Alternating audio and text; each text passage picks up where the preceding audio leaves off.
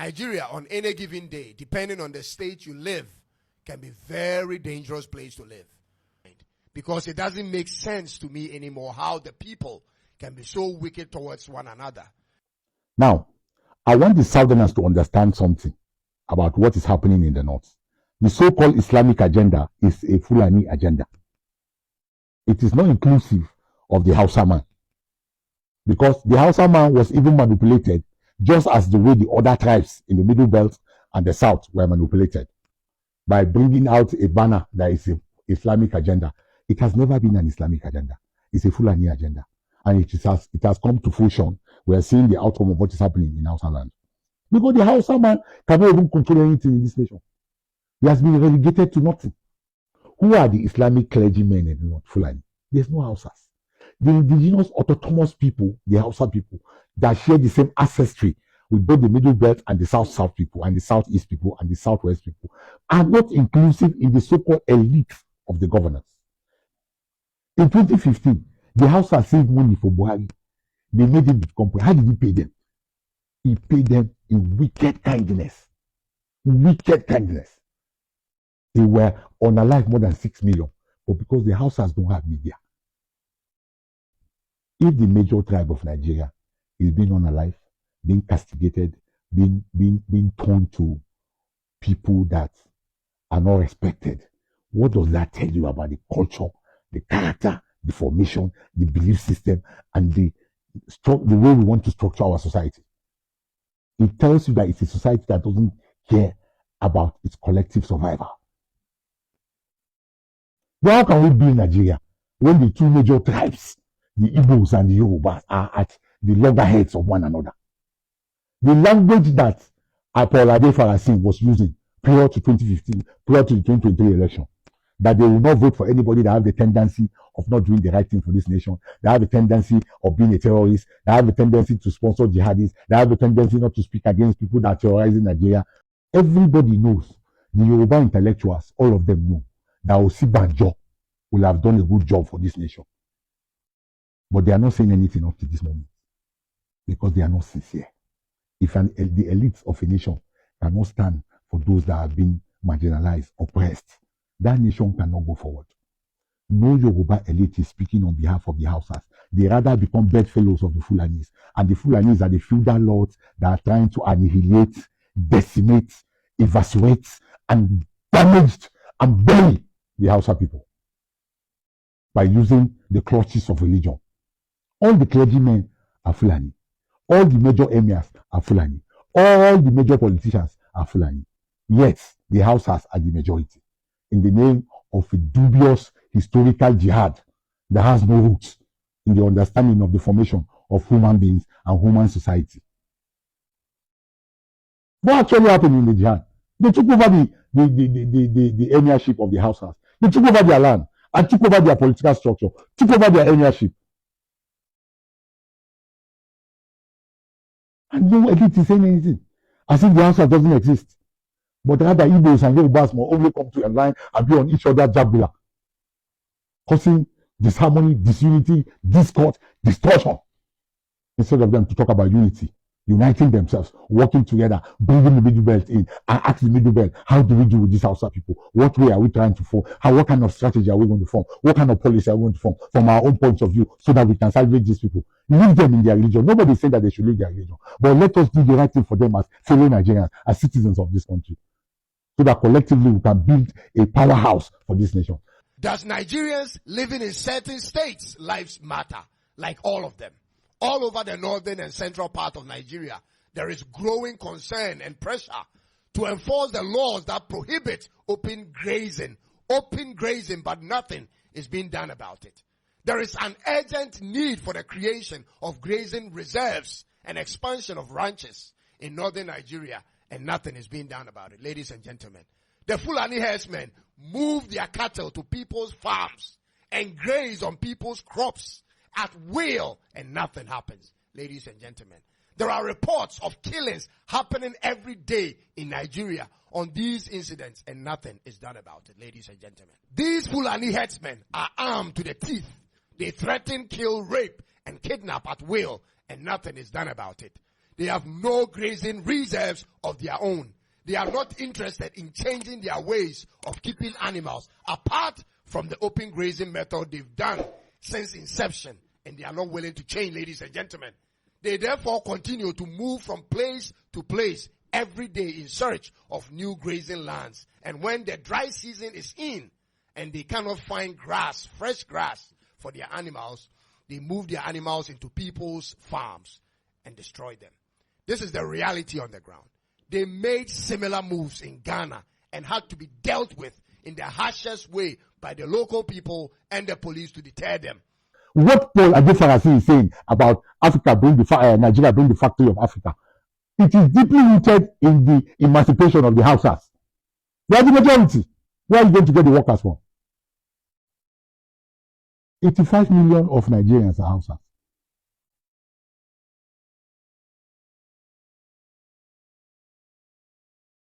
If we don't come together and sincerely talk to one another and find a way of identifying the enemy that have collectively made us to be slow-like in development, to be retardatory in development, for us not to have a sane society that we can call our own, we are going to perish as fools, according to the words of Martin Luther King.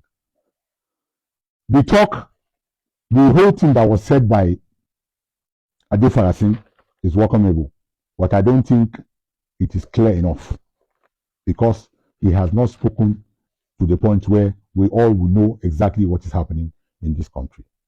The clergymen, the businessmen, the civil servants, the government officials, and all sundry that are supposed to contribute to this nation should come together so that we can answer the Nigerian question. The Yoruba elite know that this government is a criminal government. The process that the government used to come in was a criminal process that have deranged, damaged, and distorted our collective conscience. And it is a shame on the Yorubas. It is a shame on the Igbos that they cannot resolve their differences, to come together, put their forces together, put their resources together, put their money together, put their opportunities together, both within Nigeria and diaspora, to heal our land and to help the Hausa people, to remove them from the clutches of the Fulani. If Nigeria was not created by God, then who created Nigeria? God created Nigeria. Although you may say that there are forces of some other people on it, but we know one day the Hausas will be saved and they will lead this country beyond what these other tribes are doing. Ladies and gentlemen, what has the Nigerian police been up to all this while? And surprisingly, this is not an isolated case. When you go to Mali, in the regions of Mopti and central Mali, violence between Fulani herdsmen and Dogon Dambara farmers are very common. In the north and eastern regions of Burkina Faso, similar incidents are always recorded. In the far north and northwest regions of Cameroon, Fulani herdsmen are accused of militia attacks. Same in Ivory Coast and in Senegal. This has become a West African plague, ladies and gentlemen. How do we permanently deal with this? How do we end this? Ladies and gentlemen, if this bothers you, it is estimated that the total population of Fulanis are between 20 to 25 million across West and Central Africa, with an illiteracy rate of between 73% to 86% among their women and men. They have one of the highest fertility rates in the whole world. In Nigeria, the average Fulani woman has 8 children, ladies and gentlemen. Their population is constantly rising because of the age at which they begin to give birth. By age 20, the average Fulani girl has at least 3 children with very minimal plans of getting an education and living a different lifestyle from the nomadic. This is their condition. And at 8% only of Nigeria's current population, these are the challenges Nigeria has to deal with. So then what happens, ladies and gentlemen? What then will be the situation in Nigeria when their population increases from 8% to 20%? Ladies and gentlemen, there must be a deliberate government policy to get them interested in other things apart from keeping animals in the nomadic sense. That is the problem. And to receive the type of education that can assimilate them into civil society. The world has evolved. Things have changed. They cannot continue moving freely from one grazing site to the other. This cannot continue.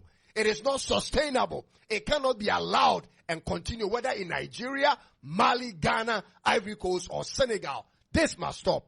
The killings in Nigeria are already too many. If the government doesn't quickly come up with a workable plan in the foreseeable future and to put an end to this, the people will have no options than to protect themselves at all costs or to retaliate whenever there is an attack. Ladies and gentlemen, these are the realities. An Islamic cleric, Saliu Uluwatoyin Muhammad, has just been quoted as urging Nigerians to stop criticizing their leaders. So I always tell people that Christianity and Islam are not about social development, but about development of Christianity and Islam. So, and the more Nigerians troop to church and mosque, the more they fuel the fire that is roasting them alive. So, what Atiku Abubakar predicts may never happen, because this is Nigeria, not France, not Russia. Nigeria is under the spells of Christianity and Islam. That is how it is. They are to glorify Islam and Christianity and regard it as a solution to all their problems. And so, holding their rulers responsible, they are not raised to do that.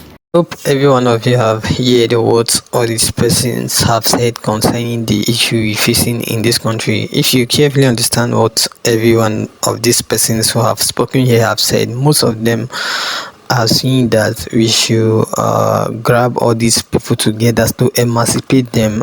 They mean all these Hausas, we should emancipate them together to liberate them. What they mean by saying that, be see, maybe go carry them, come back, me be say, okay, now we and them, now we the one as per say, okay, them they don't get any problem. Now within them they try to talk, but you get within me, I won't let them know concerning this thing. We be so okay, they don't talk. If we go carry or emancipate all this house are come now, you know, see, this problem we dey for not now house and them use their hand bring the problem come to their self. No be okay, problem just waka with leg come meet them for where them dey for there. Now them carry that problem go there. So now within me I dey always imagine be this. Okay, let's see, we go carry them now come dey for our side, make them be our brothers. See some of una wey be say una talk for here, they talk see them dey well. Let's say we carry them come now and them they don't follow back. You know, see them they sabi betray well. They don't follow back, go carry these people in the name of religion come to our own side again for waiting go come happen. You know, see these people call Fulani, you know, say they brainwash them with jihad and many other things then according to some people. So if Southerners now can't go carry them, make them come, make them do together where all these bad elements they among Hausa come follow back, go carry all these things, all these guys, all these bad elements come join us again. We see single thing happen. So now where me I disagree with waiting all these guys will be okay, they don't talk or they don't talk, and you get some of them will be okay, they deal where they talk the truth. Now within that truth where we obviously we like, we no one just like anything we be say in go come they like okay, we pity some of this, we pity some of that, maybe we carry them come because we don't want any problem for ourselves. That is just it.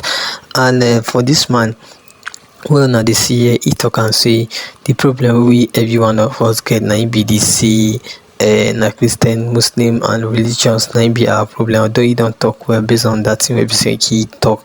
The problem we say we they really get now be that religion. If to say religion no day between us, be so okay, we get this country, there is no way we for no day united, and not be only religion, ethnicity and many other things will be so okay, we don't carry for her. Now be the problem we see we get for her. Had it been our language did the same, religion did the same, everything did the same, I think everything could just be better for this country. And anybody will say come to rule, nobody for come and come say you know do way, you know do this, no do that, nothing just be.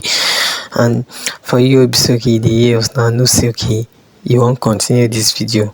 and this man will be so okay now. They see for here, he never talk finish. I go like give am some space, make he finish with him get to talk. I go come back. Thank you. And Atiku Abubakar should know that now. He himself said he told President Olusegun Obasanjo to take up arms against the Boko Haram Muslim community. Though Obasanjo didn't do it, he lied that he did it. And now Umaru Musa Yar'Adua did what Olusegun Obasanjo refused to do. With what consequences? And what is the outcome since 2009 to 2025? Muhammadu Buhari added S-men terrorism, and Nigerians can do nothing about it. So the successors of Umaru Musa Yar'Adua have been sustaining the unjustifiable, avoidable war against the Boko Haram Muslim community since 2009 till date. And Bola Ahmed Tinubu is also sustaining the S-men terrorism added by his immediate predecessor, Muhammadu Buhari. So Atiku is right about the spate of hunger in the land, penury in the land. But as for Nigerians rising against their exploiters, oppressors, and all of that, Christianity and Islam will not allow it. And Saliu Muhammad has just told us that, telling Nigerians, don't criticize your rulers publicly, rather pray for them. But the policies and actions of government are public. And so, but again, whether you pray for your rulers or not, whether you curse them or not, it's immaterial. I tell you, it's immaterial. Because your prayer will work if they merit it.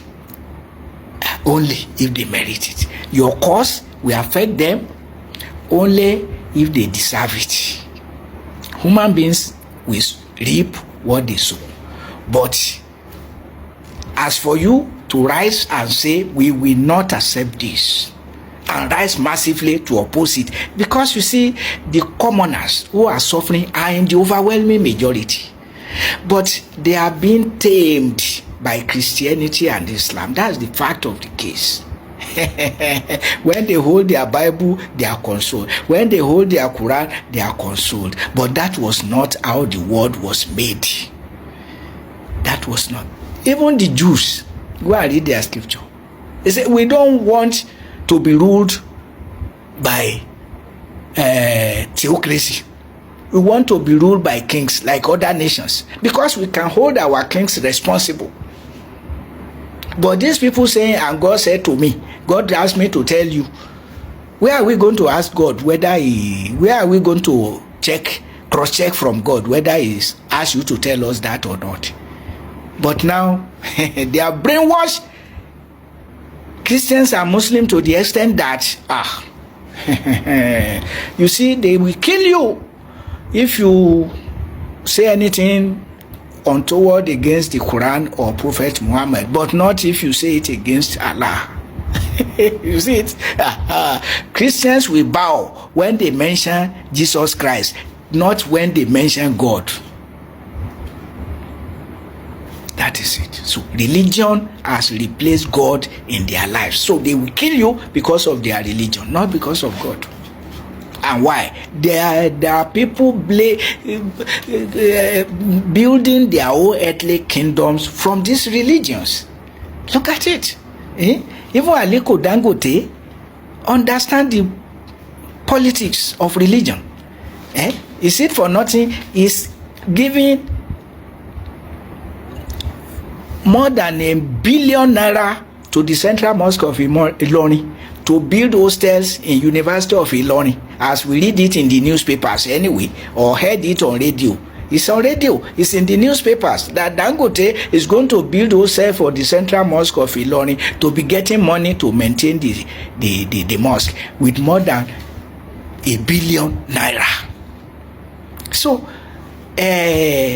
these social exploiters, the rulers and businessmen like Aliko Dangote, understand that once you settle those in government, and you see how close Aliko Dangote has always been close with Nigeria's rulers, and also with church and mosque, because these are the rulers of the land.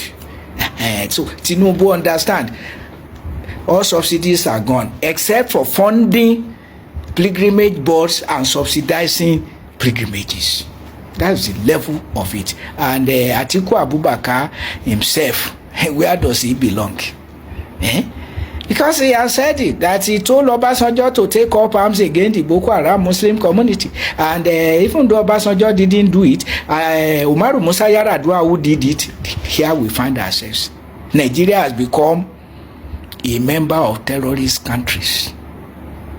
The seed was sowed by Umaru Musa Yar'Adua, watered by Goodluck Ebele Azikiwe Jonathan, Muhammadu Buhari. Hope say una don hear wetin dey talk, like wetin dey mean by wetin dey talk be say you know say the insecurity, terrorists and many other guys wey be say okay dem don invade dis country. Wetin dis man dey try let us know be say okay e started from the north and not from the south. Na wetin e try let us know, but e get one statement wey be say Atiku made wey be say e enter some people heart wey make dem come dey talk all this kind thing. There was a day Atiku come out recently when he come out come talk say this Tinubu government wey be say okay we dey no dey where he say na him be the hardest government for all the government wey be say he don witness. Na why this man come out come dey talk, and wetin Atiku say continue be say if this hunger and many other things wey be say okay e dey for this land no stop, there will be a real revolution. Na wetin talk, but wetin I get to let am know be say na dem start all this thing, so make dem rest. Na wetin I just get to talk. Thank you all. Thank you guys.